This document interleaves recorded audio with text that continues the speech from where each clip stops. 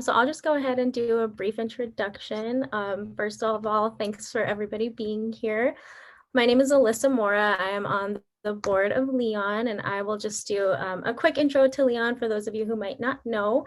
We're a nonprofit gallery and creative space here in Denver, and we're just dedicated to helping mentoring emerging artists across multiple disciplines.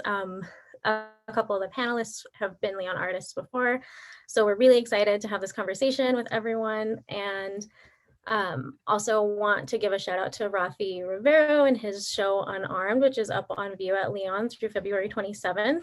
So be sure to book a time slot to go and check it out. And yeah, we're just really excited and grateful for the community we have. We are a nonprofit gallery, so we're able to do these things, and events and conversations like this from the support of our communities. So I'll go ahead and drop our website in the chat for anybody who wants to check it out. You could book your appointment and just read up on more of what we've done. So thank you all. And with that, I'm going to introduce our moderator, journalist and author, Donna Bryson, and she'll take it from here.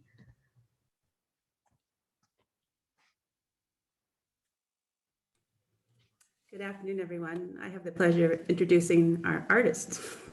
I know we all want to get to talking to them. I'll start with Tya Alisa Anthony, who uses photography, collage, and sculpture to give voice to narratives of often marginalized people, as well as their social, economic, and natural environments.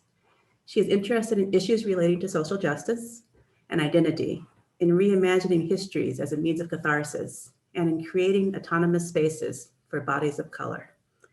Tya is the executive director and founder of Mahogany View Contemporary Art, an online gallery for Black, Indigenous, and people of color. Mahogany View's exhibit, From This Day Forward, opened at the Boulder Museum of Contemporary Art just a few days ago. Edgar Page is a modern-day griot who invites audiences to explore emotion with and through his dancers. Page curates nuanced, physical narratives about how our identities take shape in pursuit of love and happiness in this post-digital era. The rapidly morphing continuum of affection due to technology and the collateral damage found when these collide. Edgar established Edgar L. Page Feel the Movement in 2018. It is an intersectional, multi-generational arts initiative that offers an interdisciplinary embodiment of human creativity through movement-based mindfulness. Photographer Nakita Gold started out as a public relations professional. She blends art making and photography with storytelling, creating a perfect marriage of her passions. Her first creative endeavor, Black in Denver, is a portrait interview series that takes a critical look at identity, specifically at small Black communities, solitude, isolation, and the evolution of the self. Gold's approach to this project includes participant observation, empathy interviews, and surveys of both locals and transplants to gain a better understanding of Black life in Denver. She is passionate about people, arts, and culture, and she finds inspiration in the human experience, our purpose here, city life, and architecture. Starting February 26th, the Museum of Contemporary Art Denver will exhibit the most comprehensive presentation of Narkita's photographic and textbook series, Black in Denver. And last, Raafi Rivero's first feature film, 72 Hours, A Brooklyn Love Story, with a question mark at the end, premiered at the LA Film Festival in 2016.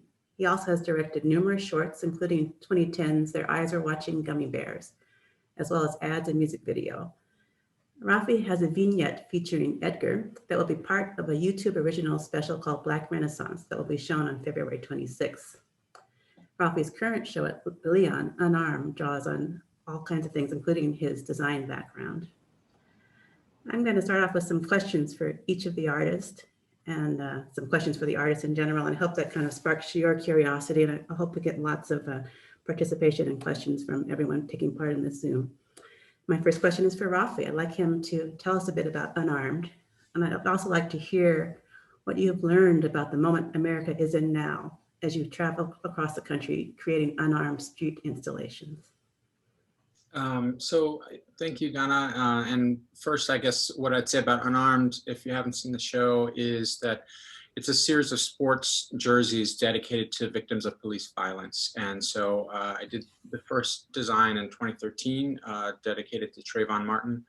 And each jersey, the kind of number on the jersey is the person's age. So the Trayvon Martin jersey is number 17, or the Eric Garner jersey is number 43.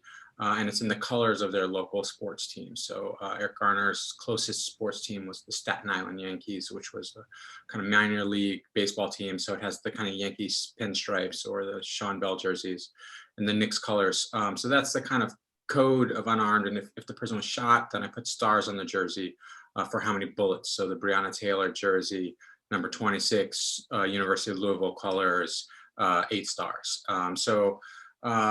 I started Unarmed as a kind of project that existed strictly on social media, you know, kind of sequentially when these kind of police killings would happen. I just designed a jersey and put it on Facebook or Twitter or Instagram or something. And it wasn't until George Floyd where it became something that became three-dimensional and entered the kind of public realm in the streets. And so that was a kind of big turning point for me within Unarmed of having designed these jerseys for 7 years and sitting there, you know, I think like all of us was grieving, hurting. You know, to this day, I still haven't watched the entire George Floyd video, but just kind of sitting there wondering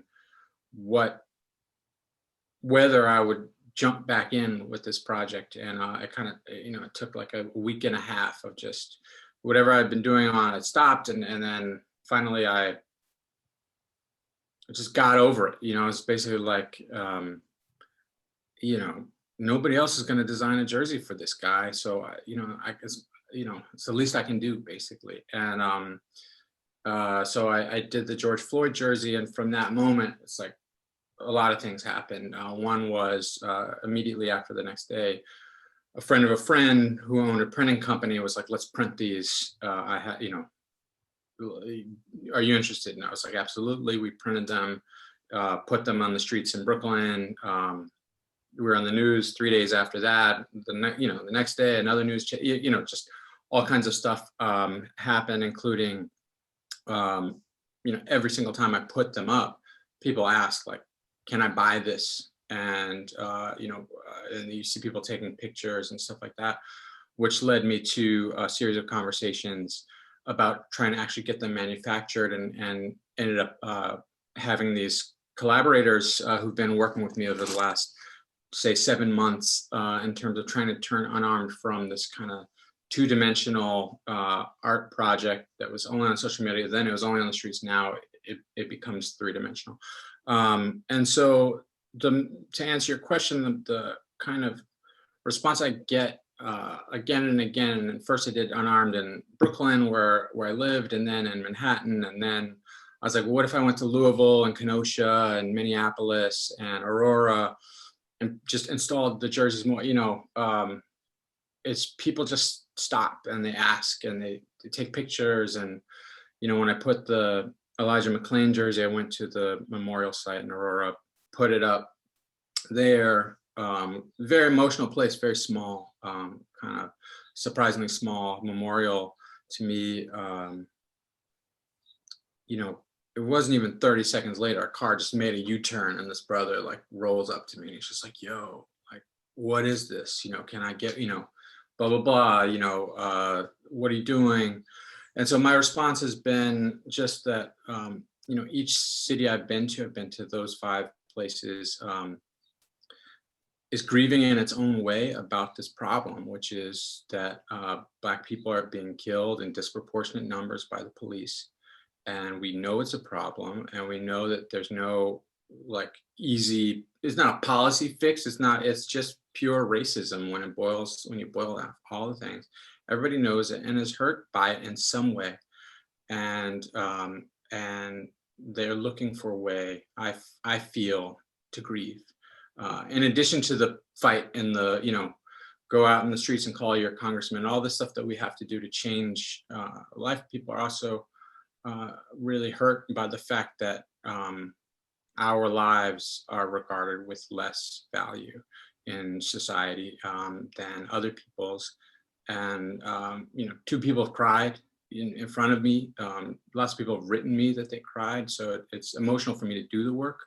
And what I've experienced has just been this connection with other people's emotion around these killings. And if you're at Leon, it is you've created a memorial there. It's a space of memory, which is something that art can do. And my next question is for Tya. What can art do that politics cannot? So in my opinion, I believe that art has the voice to not be censored, at least it's supposed to. And politics is created to protect and create these systems for the oppressed. So art is created by the oppressed, and politics is the system that keeps those oppressed. And if it were that simple, if politics were as powerful as art, we wouldn't be here today. Art is the only way that we're able to use our actual voice and sometimes say the things that politics can't say because they are still a part of the system of oppression. So if we're able to remove ourselves as artists, decolonize our minds, that allows us to speak further than politics can, in my opinion. If politics were as powerful as art.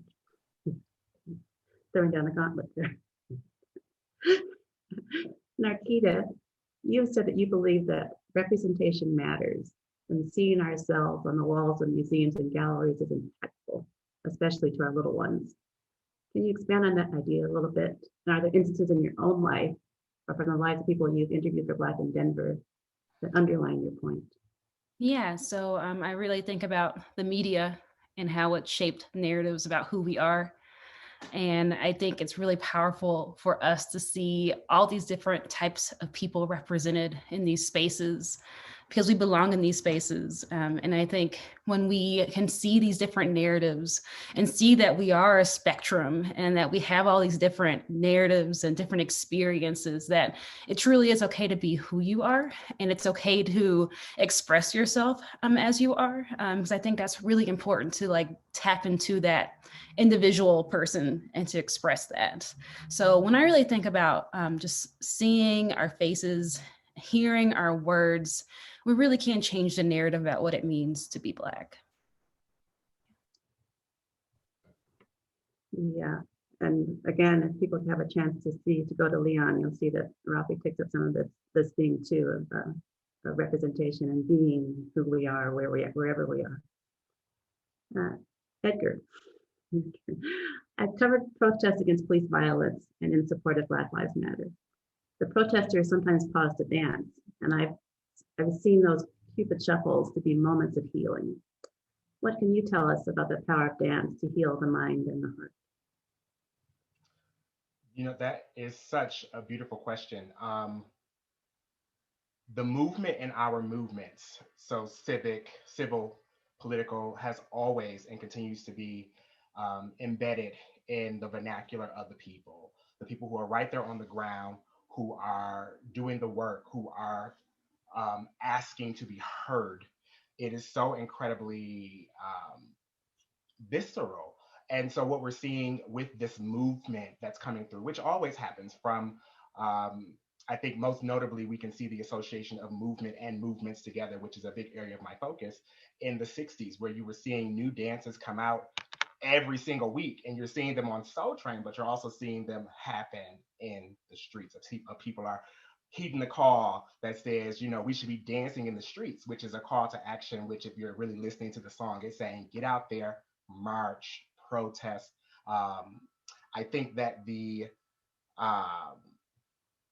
reality is you're seeing this agency that many are fully owning in that moment. This rejection of the policing and um, the lack of respect for the body itself that has been sacrificed, whose ever body that is, the blood that's been spilled on that ground. We're seeing that movement, that dancing happen in offering in honor of that individual. And I think it's really powerful and prolific. And honestly, when I'm seeing a lot of the footage that is coming forth from these experiences, I'm looking for that in the photo. I'm looking for that person who is kindred to me, who I can see is actually moving through that experience, who is demanding that you see the beauty in their body, who is demanding that you see the reflection of the individual that is no longer here moving through them as well. And so I think that it's important in a really sometimes overlooked aspect of the experience of demanding justice, that the movement itself, the walking, the raising of fists, the arms going up that say, you know, I can't breathe, hands up, don't shoot. Those are all the embodiment of the people who are saying, look at me. Why can't you see me? I am a vision of love, but you have to actually be willing to look at that and see it reflected in yourself. And protest is kind of a form of art themselves. Absolutely. I have some other questions that I'm just going to throw out there for anyone who wants to jump in with an answer. Maybe you all do. We'll see. But first, I've written that the creative community's coping strategy during these turbulent times is don't let anything get in the way of the work. My question is, how do you do it? And how do you take care of yourselves amid the current trauma and this kind of compulsion you seem to have to understand and to contemplate it when a lot of people will just look away? I'd like to answer that. I think that, you know, answering personally, I lost my father last year. And immediately following that, I was tapped by BMOCA to curate this amazing exhibition with community in mind, and to think about the fact that what I would bring from one city to the next, even though they're still a part of a metro, would still have it would have diverse foundation, because, you know, that there is a difference between just the two cities. So for me, putting the work in, putting those artists together, visiting studios, having artist talks, you know, that was the work that needed to be done, even though I was grieving. I did take the time to drive across country, which was probably the best and worst experience I've ever had in my life. And then to be on the road while my daughter's Black boyfriend was stalked in several states, you know, while we're driving the speed limit, seat belts, everyone is being safe. He's being literally tailed by a police officer, flashed the lights, drove up beside him, got in front of him, maintaining, you know, he needed to maintain the speed, maintain his, you know, decorum, keep both hands on the wheels. I had to keep doing the work. Like there's no stopping. There's no point where you can say, okay, well, now I can work on this. Well, now I can do this now. Well, it's continuous. And even driving across the country and driving back, you know, fearing for my life and my daughter and, you know, her boyfriend, that's why the work had to keep going. And then to take care of myself, to take a step back, just take a breath. And then connecting with, you know, rooms such as this, connecting with the artists and kind of, you know, allowing them to debrief with me, allows me to debrief things that I'm not thinking about, things that they're not thinking about. That humanity, that connection, work has to keep happening. Condolences to you, and I wonder if anyone else would like to take up that theme of what keeps you working. Why do you have to? I think for me, around the murder of George Floyd and Breonna Taylor, I started thinking about this quote from a book that I read that said, defining ourselves for ourselves is possibly the antidote to some of the hostility that we face. And I started looking at my questions and I was like, oh, wow, my questions could possibly help in the situation. And I started to pull out, what does it mean to be you? And really started to ask people to like dig deep into what you're feeling on the inside and who you are deep down in here and sharing it, because there's a disconnection, you know, and that's what happened last summer really inspired me to continue to move forward. At the same time, my work was taking off during this time. And I remember connecting with Tya and saying, this is wild. My work has a lot of eyes on it. And I think it's important for me to bring this question to the forefront because it is so important and it is so impactful and could possibly change, assumptions and minds. And for me personally, I did just have to take a step back and just remembering to breathe and connecting with self and doing all the self-care things that I have been, learning throughout this whole series. So, yeah. I should say that the question is Tya talking about the questions you put to subjects of the Black in Denver. Yes. Edgar, self-care. Yeah, it's interesting. I share some of the same sentiments, but from a different perspective. As an embodied artist, as a movement practitioner, we are always trained when you get to a certain level that stillness is actually the hardest thing to stand in, to maintain, to offer to your audience and still be moving, right? And so as you are really standing in and of yourself, really saying, this is my moment, this is pause. That's what I did. The work never stops because as an artist, I mean, it's just always flowing through you. You don't get the option to be done with the work until, you're done with this realm of life. But I know for me, I had to purposely just stop everything and get really, really quiet and listen to what I want to accomplish as a creative, because the vision continues to evolve. My vision for how I see myself in this world that is filled with so many atrocities against individuals that look like me, my uncles, my brothers, my dad, even like it was too heavy to keep going through each day and wondering again, like that question we keep hearing, am I next? And so with that in mind, like self-care became a really huge part of my process, where I've been effectively seeking counsel and therapy and, understanding that those are two different actions and give two different products, but using that to actually infuse the work that I am now doing, being able to take from that and stand in rooms where I am being asked to give an opinion like this, but also being very clear about I no longer have a desire to make someone feel comfortable inside of these spaces. I no longer have a desire to soften my Blackness or my masculinity inside of these spaces to disarm or make someone feel like it's okay to be present. And so for me, that only came from actually stopping and standing still, which again is still a form of movement. It's still, for me, it was still my activism in action, because I had to really take a moment to just say, who are you at this time? What have you, how have you changed as a result of this moment that we're all experiencing, like that communal Black grief that we are all watching on full display? You can't help but be indelibly shifted as a result of it. Some of the stuff you can't pull away from your essence or your core. It's with you. It encourages you to hug your children tighter or have more revelry for the love that you get to return to every day because someone else didn't get to. So I think that it's important to look at the fact that stillness or pause or stopping is also still movement. And as my contemporaries have said, like the work doesn't stop. You don't get to stop. You have to keep going because you may just be the reason why someone else decides to keep going to the next day.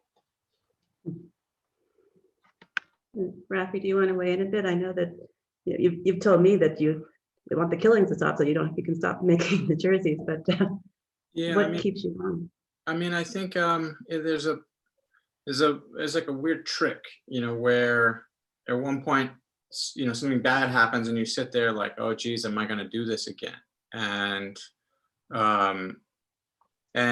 once you kind of pick up the pen, the grief steadies your hand. I find that, the George Floyd jersey, I mean, it took me probably 6 hours to design. And, I just would stop and cry, for 15 minutes and then go back and just stop and cry and then go back. But but what happened is by the end, I was just being an artist again. It's like, oh no, that, you know, I designed it in a totally different color set. You know, it's the Minnesota Timberwolves colors. It's this dark blue and dark gray, this kind of woodland green. And I was just like, and I was looking at it as an artist by the end. I was like, you know, like, I don't like that, you know, and just changed the colors completely, looked at other sports, looked at other Minneapolis history. And so I felt like kind of there's this kind of dark trough of emotion. And if you can just get into it, it's going to power you out of it. But to me, the hardest part is just deciding to enter into that grief.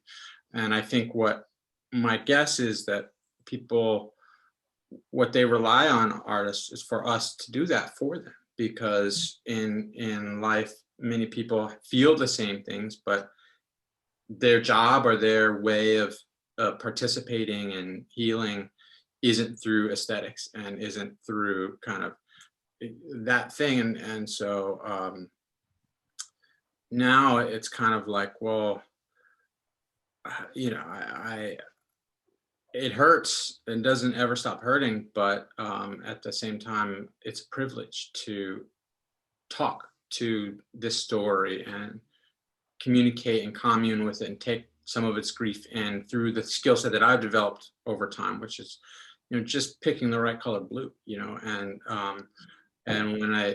when I'm able to do that, then I feel like I've communed with it, but also put it out of my body, and that's relief. That phrase, grief stays your hand, is going to stick with me. And I thank you all for doing the work you do, for the rest of us who are not artists. We hear the phrase, "This is not who we are," after eruptions of violence, such as the January 6th attack on our Capitol. What runs through your minds when you hear that phrase?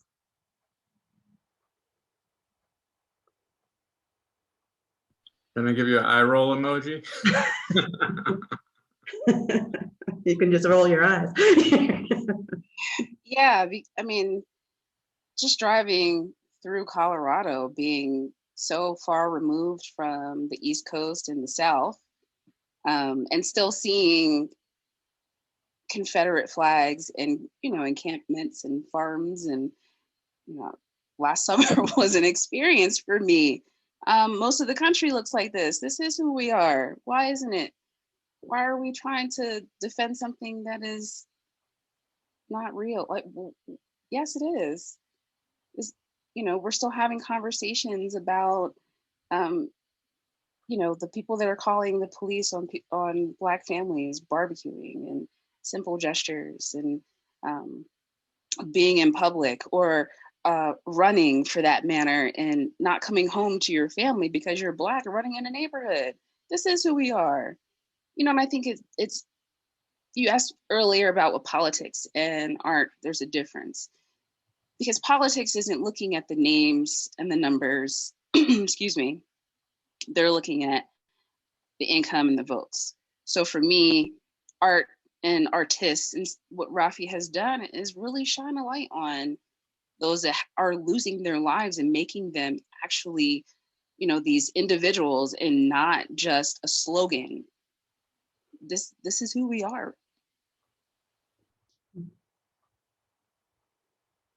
Anyone else like to jump in? Won't put on.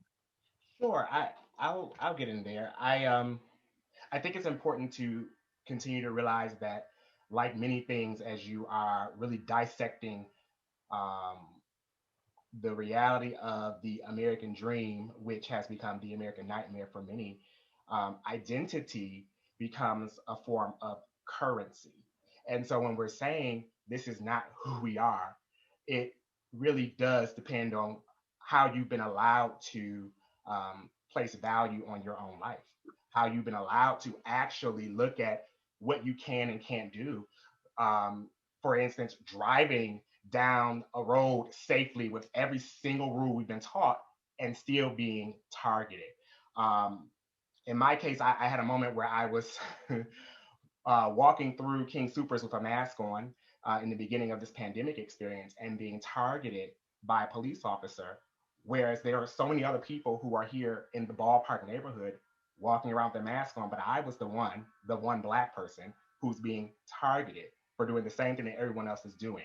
And it makes you really question,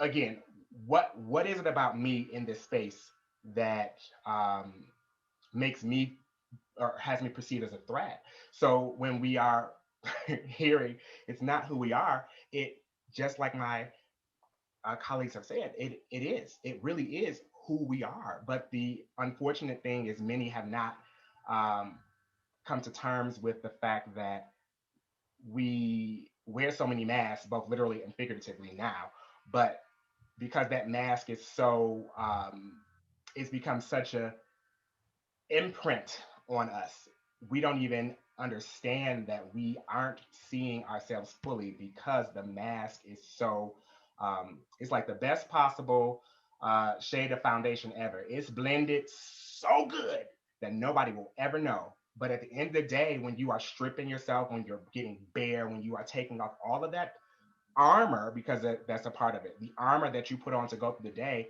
when all that dirt and muck is flying off of your body into the tub, into the basin, you have to deal with yourself. You know, you start to look at your insecurities. Hopefully you're looking at your insecurities. Hopefully you're questioning why you've even made the choice to put this much stuff on to mask yourself, hide yourself, or give yourself permission to enjoy your own image. So it, as we already heard, it is exactly who we are, but some of us get to walk around in a land of make-believe much longer than others. Some of us don't have the life where we are forced to consider safety or survival at all times. I mean, you know, that I kind of worked with that word "we" a little bit in the show that we have at Leon, of a poster that I created, and it's set up in as a photograph I took in this kind of beautiful canyon in Zion National Park, and I just added the slogan "We belong here," and with both Zion National Park and Mukuntuweap, which is the kind of native name for that same land. Because who is this we? You know, your question being, you know, this is not who we are. And I always like to bring up the, you know, who is this we? And have we as Black Americans been included in that we? Or I always feel like our status within it is temporary. You know, I've probably seen my father cry 2 times in my life, and the time that sticks out to me was I don't know what was happening. I can't remember. It was post 9/11. I don't know what. Something was in the news that wasn't great, and he was just shaking, and he just something bad for Black people had happened, and he just and it's like, what's the matter? And he said we gave diseased blankets to the Indians. We gave diseased blankets to the Indians. And he was just shaking. And he included himself in the we, which is a thing that he would never do. But that's who we are. We gave diseased blankets to the Indians. And so when, you know, to me, this is a myth that this is not who we are, when that's exactly what we've done this whole time. I will rephrase my question. What can artists do that politicians cannot? They can tell the truth. So thank you, guys. I'm going to quote Michael Eric Dyson. He's a scholar of race relations in America, a Baptist minister and a writer. I'm going to read you something he said about art, and I'd like to hear your reactions. So Dr. Dyson says, art makes people pay attention. It draws attention to a particular issue. It spotlights it in a way that sometimes the people watching don't have to feel defensive. Art allows a sort of safety ledge upon which to stand to observe the narrative that's unfolding. And it removes a kind of indictment and judgment of the observer, even as it calls them to consciousness and responsibility. What do you guys have to say to Dr. Dyson?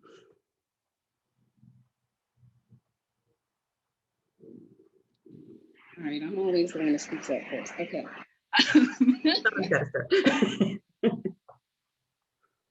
Mark knows.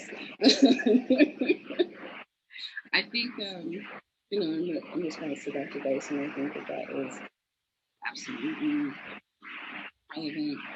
I feel that, I mentioned earlier about the oppressed and the oppressors and the systems that that are connected, and here at the feet, right? Here at the feet of oppression. It's interesting as well because not all of those that would benefit from the art that's created are viewing the art. So it becomes these echo chambers of support for one another, and the eyes and the ears that need to listen are listening to, or not listening to the artists. So in order to get the attention, of those that need to hear, I guess you have to speak louder or you have to continue. I'm not really sure. I don't know if, that garners attention, considering how the Black Lives Matter movement is considered to be a terrorist group. The Black Panthers were considered to be a terrorist group. The Move and Philly movement was the movement, right? We're talking about movement. We're talking about sustainability. We're talking about becoming a part of the we that we're not a part of. So, I think it's important that we open those barn doors to those that are actually willing to hear, see, experience. Thank you. I mean, I think, one of my favorite quotes kind of around the same kind of issues, there's a song called The Dreamer by Anderson .Paak, and Talib Kweli is the guest rapper on it. And Talib says, my job as an artist is to make the revolution irresistible. And, when you think of how many times somebody has sparked up a blunt and said, get up, stand up for your rights because of Bob Marley, maybe that's not, how they wanted to, achieve revolution, but he made the idea of revolution so palpable and so desirable through an aesthetic means that it became something that is inspiring to people. And I tend to think that is part of it, is to find the place where, because it's so pretty, because it reaches you out of its sense of movement. I had the joy of collaborating with Edgar a couple weeks ago, and he was able to kind of use his arms and his torso in these ways that called something out of me. And so that was when we say, well, that's actually part of revolution, is how beautiful this man is moving. And so I think, to the extent that we as artists can make something that's so seductive and so perfectly honed and balanced, and as a whatever person, I can sit there on a pixel all day and go all the way down to here and just get it down to just fine tuning. But when it's successful, it's because that plus the entire whole of the message communicates in a really exciting way, and I hope to be able to do that and to live up to this kind of ideal that Dyson has put forward.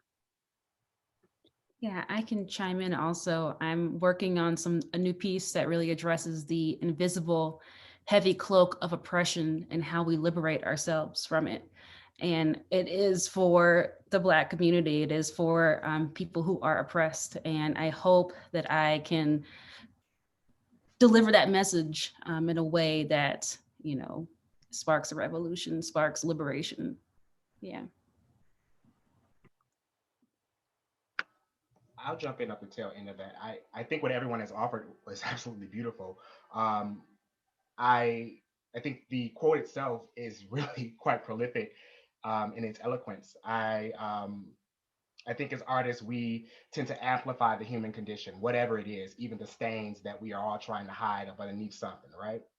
And so, because we get to present these bite-sized pieces of the world, because we get to present these bite-sized pieces of our realities, we're offering folks kind of a space to microwave their thoughts, microwave their feelings, and actually process inside of that through the work itself. And I know in dance, if you're in certain circles, the mantra is you live the way you dance. So the reality is when you are watching someone in motion, when you're watching them craft a physical narrative, what you're actually watching is their life happening. And a great dancer is going to actually let you watch yourself through their body in motion. So I absolutely agree with that quote. Like, it makes you pay attention because, I mean, it's in your face. We're trying to give you a mirror. If you're conscious, you're trying to give you the best possible mirror for yourself to inspire. Well, and I'll speak for self. I am always trying to give you a mirror to inspire topical dialogue. I care about what happens beyond the moment where I am giving you this curation. I I think it's amazing that as creatives we get to showcase and share. But if there was no dialogue, which is what I know I'm struggling with now, there would be no reason for me to do it. If I didn't get to engage you and talk to you about the work or get an understanding of what you saw inside of what was happening, there was no point for me. And so absolutely art makes you pay attention. Maybe makes us all care about what happens next. So the last question is not mine, it's actually Raafi's. So, and he's asked, to what extent should an artist be responsible for confronting political realities? That responsibility question. Do you have a question, answer to your own question? I struggle with that too, because I think that there's, we have this fantasy of artists that we can retreat into a sense of pure aesthetics, and that somehow if I could just draw the perfect curve, then someone could really see how much I know about form. But what happens is that the political reality of what I look like dominates how somebody understands me and receives me. And so I can't escape the accident of my birth, no matter how refined my sense of aesthetics are. And so what happens, what that's led me to is, well, then whose aesthetics? And so I find that in my case, at least, aesthetics is also a political battle. One of my favorite examples was in the film Selma. There's a scene with Dr. King and Abernathy, Ralph Abernathy, in the Birmingham jail, and they're sitting there. Saw the movie on Christmas Day a few years back. They're sitting there in the jail. It's dark, and sitting there whispering. There's two black men whispering in a dark jail cell, and the wall behind them is black. So it's a brown skin on a black wall, which was a thrilling image. I got goosebumps sitting there in the movie theater, because in 40, however many years of life and going to the movies, I have never once to that point seen an image that was brown on black. You just don't see it. You would go to 100 movies this year, you never see a picture that's just brown and black. And what it was is there's a black writer, a black cinematographer, and Oprah Winfrey was the executive producer. And they were literally fighting the battle of aesthetics right there on the screen in a movie, and just in a scene that, you're just watching the scene. And I later learned that the studio actually said it's too dark. You need to reshoot the scene. And Ava DuVernay and her DP, Bradford Young, fought the studio for weeks saying, we don't want to reshoot the scene. And then the studio made them, they said, we're going to pull your bond. They in fact did reshoot the scene the last day of production. And the studio finally relented and said, okay, fine, you can have it your way. And, but that was a 10-week fight that kind of lived over the production just to have brown and black on screen, which we never see because it's too dark, quote unquote. So to me, that aesthetic choice, which was highly developed, was because of a political reality not allowed to exist without a fight. And if at that level, at the Hollywood level, they're still fighting, then I'm just going to still fight for my color of blue. You know, I'm going to fight for my color, my line weight. I'm going to fight for my font choice, because it's always political. So I want to reach a place of pure aesthetics if one exists, but I don't believe that it exists yet, at least for me, and therefore I'm willing to take up line weights in my own way to fight this battle. I can put in my 2 cents. I think when your body and your identity are politicized, it's kind of hard to break through that, right? But as an artist personally, I do have a desire to express what's on the inside and to share that. And I do that in my other work and hope to share more of it. But it's difficult when you're politicized. So life imitates art. So that's what I have to say. It's interesting because this is a conversation that myself and Eric Delmore have had for many, many years now. I think it sparked one of our very first conversations actually as a student of hers. And the anger that came, that welled up inside of me was very much coming from a place of not understanding my identity and not fully exploring my identity, or being raised to explore that identity, being raised outside of that. So when the conversations that I'm speaking of with Eric are essentially, why must we make Black art? Why must Black people make Black art? And he would just rephrase the question back to me, because there isn't really, I think, an answer that I was looking for. It was more of an inquiry of the art world in general. I think it was also the inquiry what Raafi is asking with this question is, right, your body is politicized, it's a part of you, and no matter, and I don't believe that we're accidents. I believe that we are purposeful in our existence and how we and our spirits have aligned in this journey, in this time. And the fact that we're able to have the voices that we do have speaks volumes beyond aesthetic, and I think that it challenges the historical norms, the academic norms, the art world, the blue chip museum, the norms of art. So is it our I don't necessarily have the same connection that Nakita has, is searching within, because I'm still finding it. I'm finding that as an observer. I'm just looking at the time. I've taken a lot of it with my question, and I think it's time to let with our participants. And I believe there's some questions in the chat, and maybe Eric can take those and put them. If I can see them. Well, I just added something to the chat box, a question. I was circling back to Narkita's quote about defining oneself. I was curious if anybody would speak about the difference between inclusion versus assimilation, particularly regarding art and the way that the art world has existed. If any of you would be willing to talk about that? I would love to. I'll try to make it brief so that we can get to other questions. But it for me, it goes into the previous question where we're trying to get to pure aesthetics. So with this idea of inclusion and assimilation, especially with my embodied experience as a dancer who enters a lot of spaces where the assumption is that I'm coming in to bring diversity or something that another individual can't offer.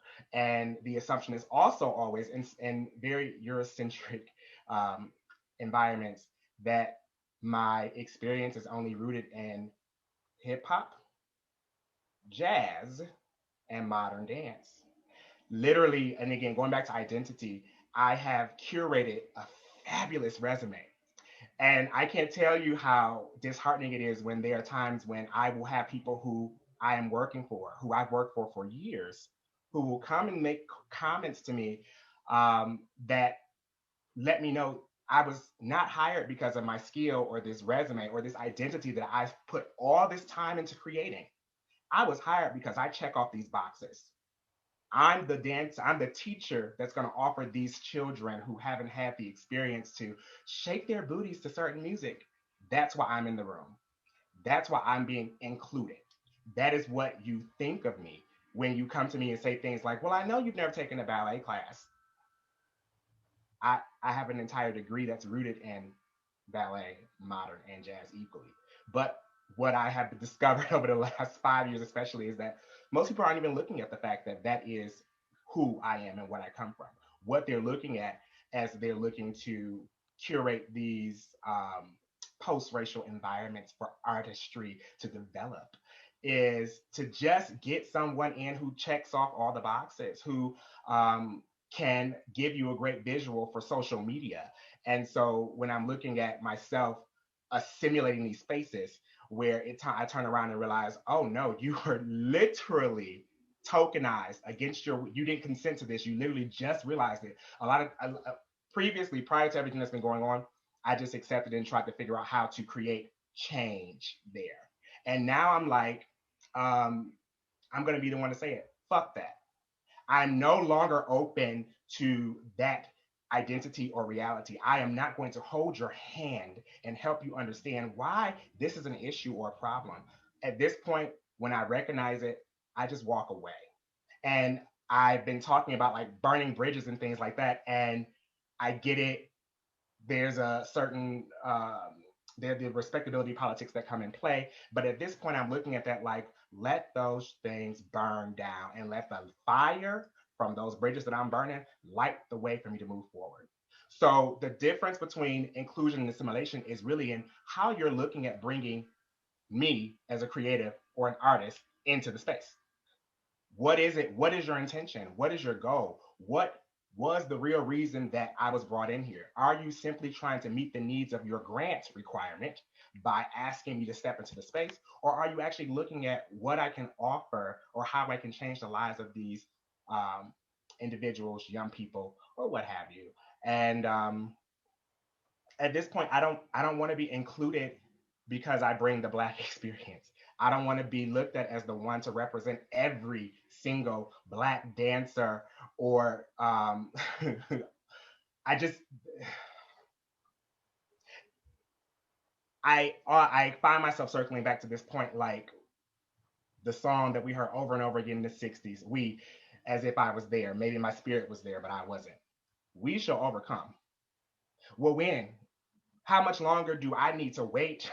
How much longer do I have to stand in agreement? How much longer do I have to just sway? And at this point, like we referenced earlier, cha-cha slide my way into the overcoming. That is, for me, the difference between the inclusion and the assimilation. Like, what else do you want me to do? You want me to get up here? You want me to shake my tail? You want me to stand in front of you for these photos? You want me to give you these curated pieces that look like, you know, the revolution? But you, in some cases, you never even asked me how I felt. You literally are tapping me to say, I want you in this space, but you never asked me, is this good for you? Is this healthy for you? Is this the thing that's going to feed you as an artist?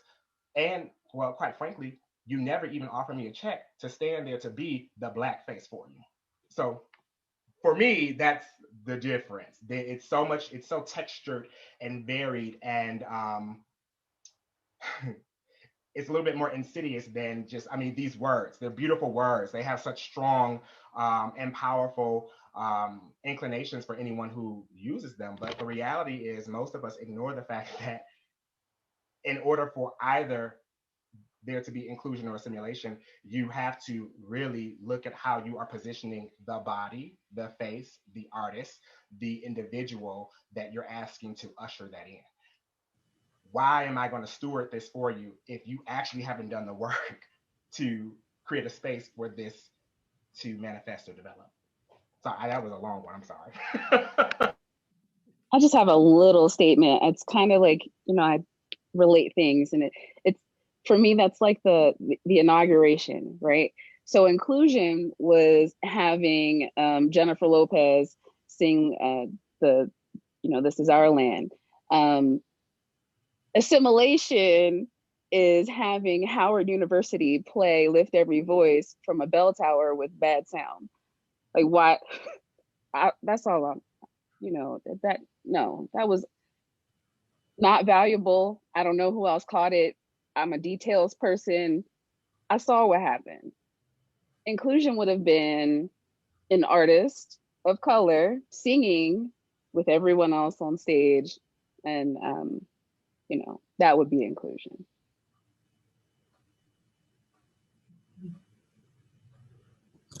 I mean, for me, one of the interesting things about working kind of on the street with Unarmed so much is that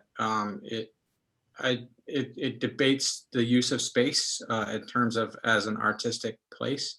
And Unarmed, of course, is a series of jerseys, which means there's a team aspect to it. And my view is that anybody can be unarmed, but you have to believe that these people on the team, the most vulnerable people, the Black people, the people who've been suffering under the weight of the boot of the oppressor, deserve to be celebrated first.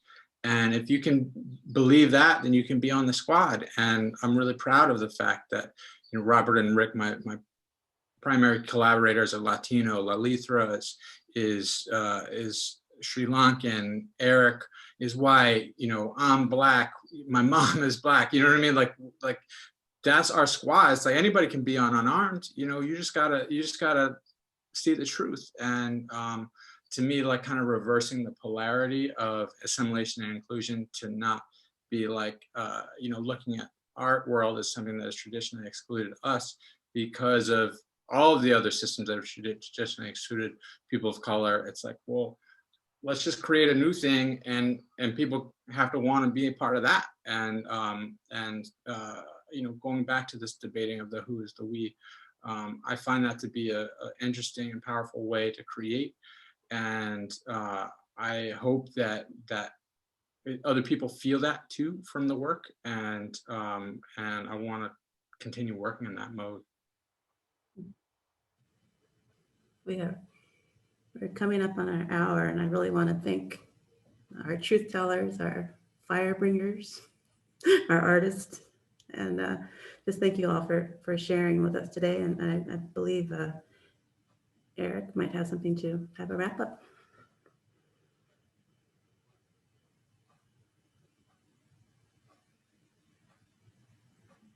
I'll go ahead and jump in here. Again, I just want to thank all of the artists for being here and sharing your time, your experience with us.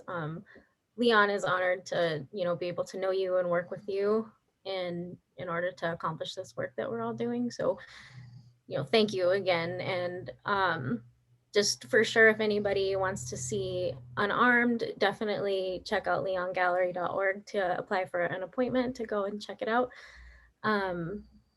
And again, yeah, thank you all. If there are any other questions, I'll go ahead and put links to the artists' sites and stuff in the chat so that everybody can have access to that too. So I'll do that now. Okay.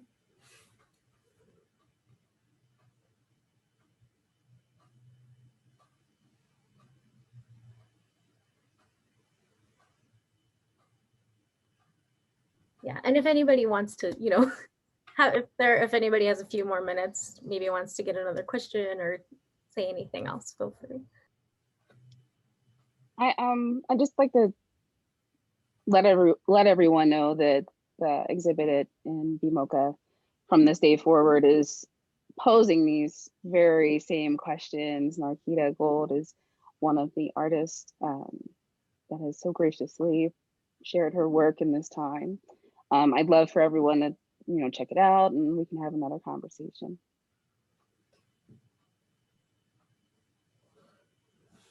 There's a question in the chat asking all of you to share your upcoming exhibitions and performances. Well, thank you for having me, and it's been really a wonderful experience both to be in Leon Gallery and to be here in this talk. And I was lucky to have a conversation with Narkita a couple months ago, so it's really exciting to see her work continue to blossom and all the exciting new opportunities. I have a piece that I actually shot with Edgar in part that's going to be debuting on YouTube on February 26th. YouTube is doing a kind of 2-hour streaming event hosted by the Obamas on called Black Renaissance, and it's kind of talking about this moment in time through the lens of several Black artists. There'll be Stacey Abrams is a part of it, Jesus and Mero, the Roll Call, Killer Mike, a bunch of people, and me and Unarmed and this piece that has some of Edgar's movements and some of the work that I did kind of touring the country with this work and that Robert and Rick helped within the gallery. And so I can't wait for you to see that on the 26th. And if you get a chance to, and hopefully it'll also be on Unarmed.co on our website.